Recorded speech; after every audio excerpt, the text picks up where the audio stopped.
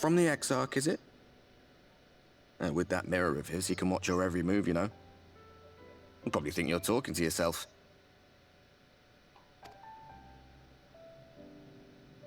Still, he's keeping you well fed.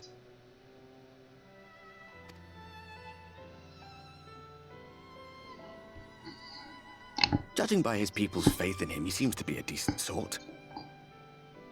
But so much about him remains shrouded in mystery. Like, what was he doing back in my day? There was no such person when I was around.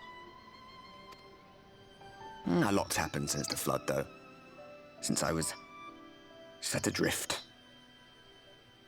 I know little more than you do of this city's history in the Exarch's past. Not that it matters. It's Emet's Selch we should be concerned about.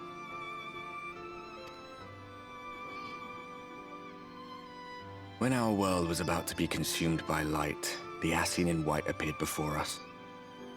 He said that the only way for us to live on was to bring about the rejoining.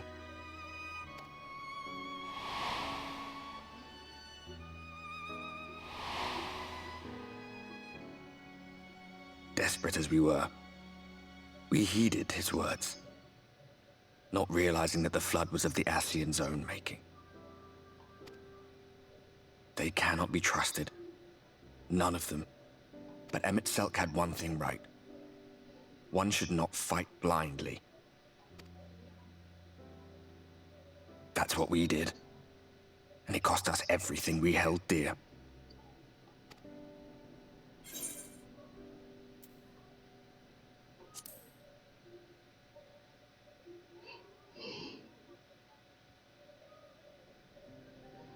You mean Seto?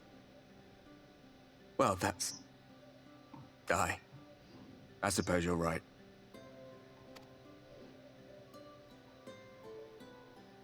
He's done some growing. When we were traveling together, he was nowhere near as big. And he obviously couldn't speak. I had no idea how much that medallion meant to him.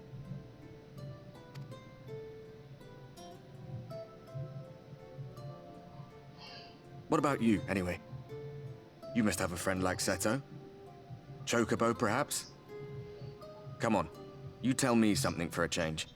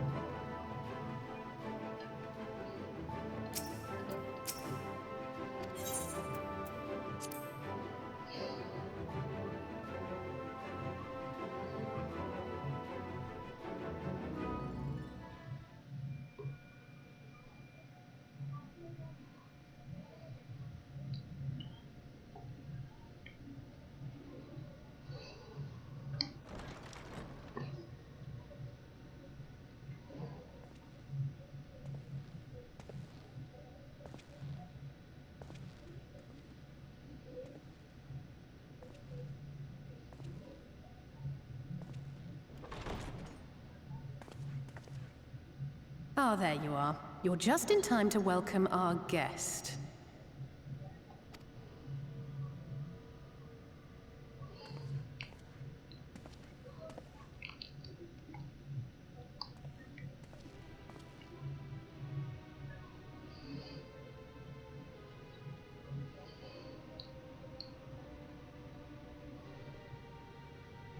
Please. Did I not explicitly tell you that we would be meeting again soon? Lest you forget, I made you a promise. I have no intention of meddling with your mission. I come only to observe.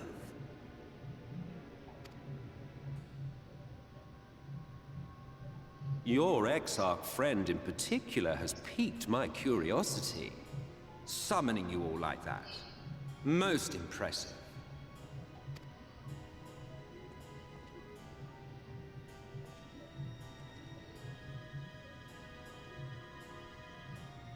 You honestly expect us to believe you've come only to observe? Or that you might deign to lift a finger to aid our cause if called upon? Even if there were a sliver of truth in your words, I would never accept your help. Not in my darkest hour. Not after all the suffering your kind has wrought. So petty. I meant what I said, and I said what I meant. Wage your war against the Sin Eaters, put each and every Light Warden to the sword, prove yourselves heroes, brave and true, and I will be glad to embrace you as allies. Allies worthy of bearing the burden of truth. Surely such a partnership would be preferable to yet another round of fisticuffs.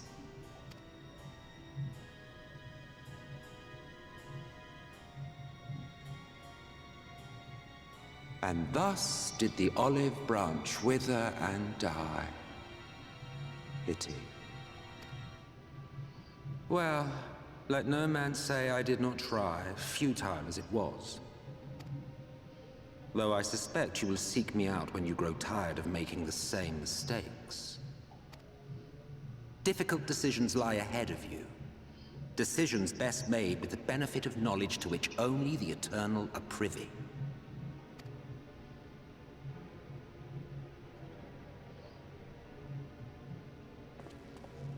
For now, I shall resume my shadowy vigil.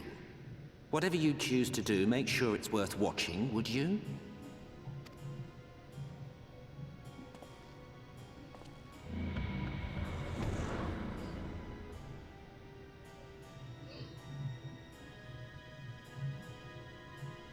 What was that all about? A vain attempt to make us doubt our chosen course, most like. As if we'd believe a word that passed his lips.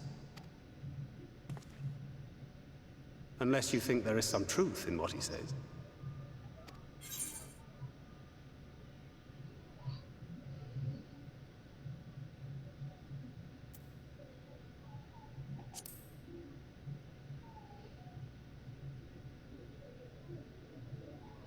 If he simply meant to lead us astray, he could have done so without revealing himself. At least, not in the manner he did. It goes without saying that an alliance with the Ascians is out of the question. But since we have no way of knowing where they might be hiding, it seems only logical to press on with our mission, even if our enemy seems content for it to succeed.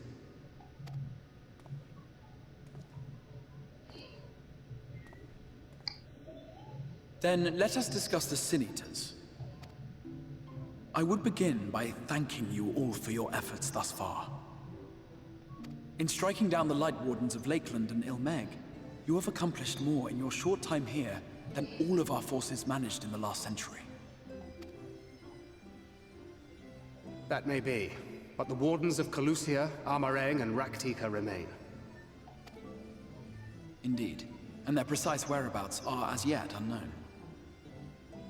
Which is why I propose we divide our forces and conduct a systematic survey of each region. Once we have found our quarry, we may then determine how best to proceed. I'll take Armareng in that case. I know the lie of the land well enough. If there are no objections, I will make for Calusia. I have connections there both in and around Eulmore that may prove useful. Then I would ask that you journey to Rak'tika. There you will find Y'shtola. With her assistance, I doubt the Warden will evade your grasp for long. Is Y'shtola the conjurer you and Urianger used to talk about? That's right. Though we haven't spoken much since she left for the forest. I fear I may be to blame for that. I had every intention of relaying the news of your arrival, but she is disinclined to speak with me. You have visited her, have you not? Might I trouble you to... 'Twould be no trouble. My thanks. While you are all out in the field, I shall be here attending to business. I had somewhat fancifully contemplated joining the search myself, but other matters demand my attention.